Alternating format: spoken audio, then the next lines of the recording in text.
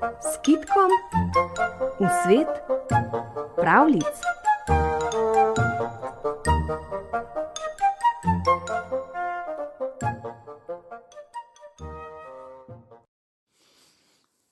Kako je želva letela nad oblaki?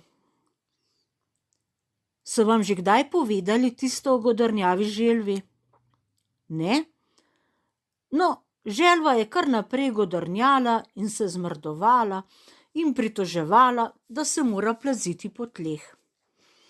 Ko je srečala zajca, se je pritoževala, ker ne more teči kot zajec.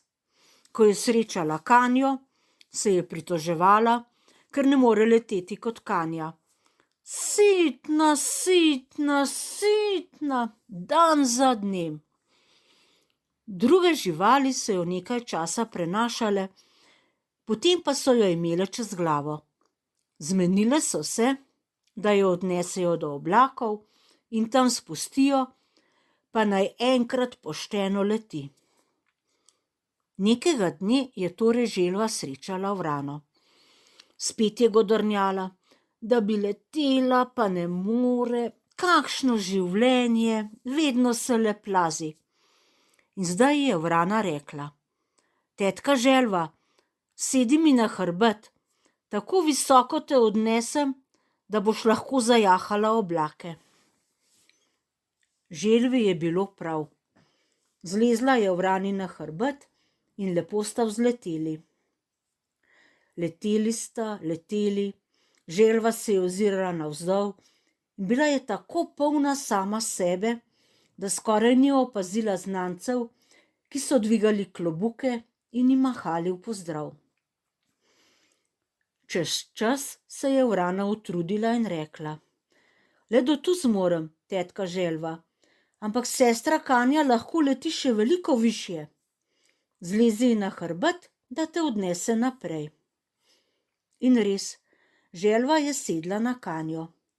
Tako visoko sta zleteli, da sploh ni več razločila prijateljev, ki so ostali na tleh. O, to je najlepši dan mojega življenja, je vzklikala. Leteli sta čez gozdove, leteli čez reke in jezera, leteli, dokler se ni tudi kanja utrudila. Le toliko zmorem, je rekla, ampak tam prihaja kragulj. On lahko leti še veliko višje. Kragulju je bilo prav, rekel je celo, da mu bo veselje, če tetko želvo odnese malo naokrog. Zlezla mu je na hrbet in šla sta še višje, zares visoko. Neverjetno, si je govorila želva, res sva prišla do oblakov. Prekrasno, kako mi je dobro. Zdaj lahko greva nazaj. A takrat je priletel orel. O, tetka želva, to še ni nič, je rekel, to ni letenje. Oho, bratec kragulj, zakaj je ne nešeš še višje? Tja, kjer je res veličasten pogled. Ker ne morem, je rekel kragulj. Zlezi name, tetka želva, šele z mano bo zares letela, je rekel orel. In kaj je hotela? Zlezla mu je na hrbet in potem sta se dvigala gor, gor, kar še in še gor. Želva se je vse bolj tresla. Le zakaj si je tako želela nad oblake? Le zakaj se je spravila v to neumnost? Odnesi me nazaj, je prosila. Odnesi me, lepo te prosim.